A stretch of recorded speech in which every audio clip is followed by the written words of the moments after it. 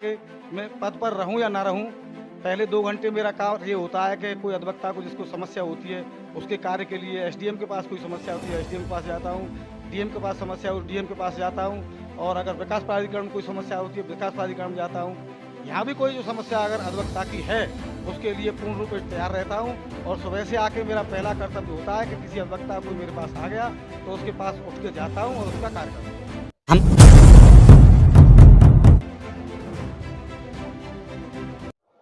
नमस्कार, मैं विकास गोस्वामी। इस समय बार एसोसिएशन के चुनाव चल रहे हैं और 3 सितंबर को वोटिंग होनी है। तो आज हमारे जो गेस्ट हैं सीनियर एडवोकेट राजेंद्र प्रसाद शर्मा। तो हम इनसे बार एसोसिएशन की जो परेशानी हैं, जो समस्याएं हैं, जो हर साल बार एसोसिएशन के चुनाव होते हैं, उसके बारे में जानकारी लेंगे और इनसे ये बात करेंगे कि जो हर साल जो परेशानियां होती हैं, जिन पर ये काम नहीं कर पाते हैं, जो पिछले जो प्रेसिडेंट कैंडिडेट पे खड़े हुए हैं बन जाते हैं, तो इनकी क्या-क्या समस्याएँ हैं बार एसोसिएशन में और वो किस तरीके से पूर्ण कर सकते हैं और ये लोगों को कैसे विश्वास दिलाएँगे अधिवक्ताओं को कि हम इन जो कार्य 1 साल में करेंगे, कहा इन पर हम खड़े उतरेंगे। तो स्वागत है सर आपका हमारे यूट्यूब चैनल में। और आप मुझे ये बताइए, इस जो बार एसोसिएशन का जो आपका चुनाव है, आप इसको किस नज़रिए से देखते हो? बार एसोसिएशन के चुनाव को हम जो है अधिवक्ताओं की सुविधा के लिए जो जैसे अधिवक्ताओं की हम सुविधा कर सकें। मैं 2011 में जब सेक्रेटरी रहा यहाँ, तो मैंने देखा कि अधिवक्ताओं की एक बहुत बड़ी समस्या ये थी कि यहाँ हॉल हमारा छोटा था। भौरे कन्हैयालाल जी के बेटे राठी साहब ने हॉल का निर्माण कराया था, परंतु उस समय अधिवक्ताओं की संख्या कम थी। जब निर्माण कराया था उस समय अधिवक्ताओं की संख्या जो है करीब 500 के आसपास थी। और जब मैं 2011 में जब सचिव पद पर आसीन हुआ तो उस समय अधिवक्ताओं की संख्या 1640 थी। तो हॉल बहुत बहुत छोटा था, मीटिंग में बड़ी समस्याएं होती थी, मीटिंग नहीं हो पाती थी, बड़ी घिचपिच रहती थी। मैंने अपने प्रयास से, अपने व्यक्तिगत प्रयास से हॉल का विस्तारीकरण कराया, और उसका जो है आज भी जब बार के हॉल में आप जाओगे तो आपको हज़ारों अधिवक्ताओं को बैठने की तादाद में हॉल बड़ा है, और वो उसका समस्या का मैंने पूर्ण रूप से निराकरण करा दिया। सर, मैं ये जानना चाहता हूँ कि जैसे कि आप प्रेसिडेंट कैंडिडेट हो और भी प्रेसिडेंट कैंडिडेट हैं 5 और, तो आप उनको किस प्रकार से डिफीट करोगे? आपके पास क्या योजनाएँ हैं? मेरे पास मैं 2 बार बार का सेक्रेटरी रहा हूँ। मैं देखा हुआ हूँ, परखा हुआ हूँ, जाँचा हुआ हूँ। मुझे हर अधिवक्ता नाम से, व्यक्तिगत नाम से, मैं हर अधिवक्ता को नाम से जानता हूँ, उनकी परेशानियों को जानता हूँ, उनकी समस्याएँ का क्या हैं, उनकी समस्याओं को जानता हूँ। अभी-अभी मैं एक अधिवक्ता की समस्या में आया हूँ, एसडीएम साहब से मिलके। मैं पद पर रहूँ या ना रहूँ, पहले 2 घंटे मेरा काम ये होता है कि कोई अधिवक्ता को जिसको समस्या होती है, उसके कार्य के लिए एसडीएम के पास कोई समस्या होती है, एसडीएम के पास जाता हूँ। डीएम के पास समस्या हो डीएम के पास जाता हूँ, और अगर विकास प्राधिकरण में कोई समस्या होती है विकास प्राधिकरण में जाता हूँ। यहाँ भी कोई जो समस्या अगर अधिवक्ता की है उसके लिए पूर्ण रूप से तैयार रहता हूँ, और सुबह से आके मेरा पहला कर्तव्य होता है कि किसी अधिवक्ता कोई मेरे पास आ गया तो उसके पास उठ के जाता हूँ और उसका कार्य करता हूँ। अच्छा, मान के चलो आप अधिवक्ता चुन के आ भी जाते हो, आप लोगों आपको अधिवक्ता मत दे भी देते हैं। तो आप मुझे एक बताइए, 1 साल में आप वो कुछ जो काम किए नहीं हुए हैं, जो काम बाकी रह गए हैं, तो आप उनको किस प्रकार योजना से 1 महीने में, 2 महीने में, 3 महीने में या 4 महीने में, 6 महीने में आप पूर्ण कर पाओगे?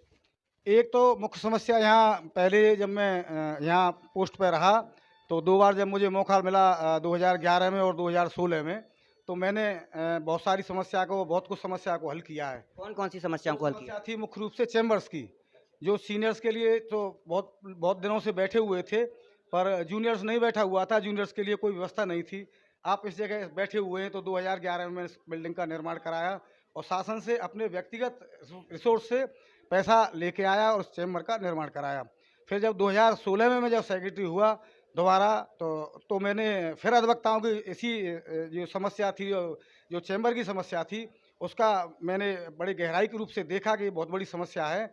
तो मैंने मतलब कुछ समाज सेवियों से जैसे नारायण दास जी से पैसा लिए और कुछ लोगों से पैसा लेके चैम्बर्स का निर्माण कराया, और तहसील स्तर पर भी जो समस्याएं थी हमारी चैम्बर्स की, उनका भी निराकरण कराया, और आज अधिवक्ताओं को मतलब काफ़ी समय तक उनको सहूलियत मिल गई है, परंतु पूर्ण रूप से पूरी नहीं हुई है अभी। अभी अधिवक्ताओं के लिए चैम्बर की बहुत आवश्यकता है। तो मैं आने वाले समय में भगवान मुझे मौका देगा तो मैं ज़रूर अधिवक्ताओं की जो है समस्या का निराकरण कराऊँगा। भगवान तो आपको मौका नहीं देगा, अधिवक्ता ही मौका देंगे, वोट मिलेगा तो। नहीं, वो भगवान के द्वारा क्या, अधिवक्ता माननीय अधिवक्ताओं के द्वारा ही मौका होता है, ये बात भी आप सही कह रहे हैं, उसमें भी कोई बात नहीं है। परंतु जो वो भगवान की कृपा भी होती है, और जो अधिवक्ताओं की तो बड़ी कृपा। भगवान की कृपा और साथ हो सकता है। हाँ, साथ हो सकता है, ये बात आप सही कह रहे हैं, पर अधिवक्ताओं की कृपा से ही और अधिवक्ताओं के आशीर्वाद से ही मुझे मौका मिलेगा तो मैं ज़रूर कराऊँगा। और आपने देखा होगा, जब कभी पहले आप कचहरी आए होंगे, तो एक भी रोड आपने देखी होगी, ये रोड, ये पूरी की पूरी रोडें थी, बिल्कुल कच्ची रोडें थी, इन पे कोई काम नहीं हुआ था, तो मैंने ये सब रोडें बनवाई। आप देख सकते हो पूरी कचहरी में घूम के, कहीं कोई पानी नहीं रुकेगा, ये मेरे कार्यकाल की बनी हुई है, आप देख सकते हैं। वहाँ जाके जो काम हो रहा है, वहाँ आप देखिए कि वहाँ किसके नाम है, आप पूछ सकते हैं कि ये किसने कराया।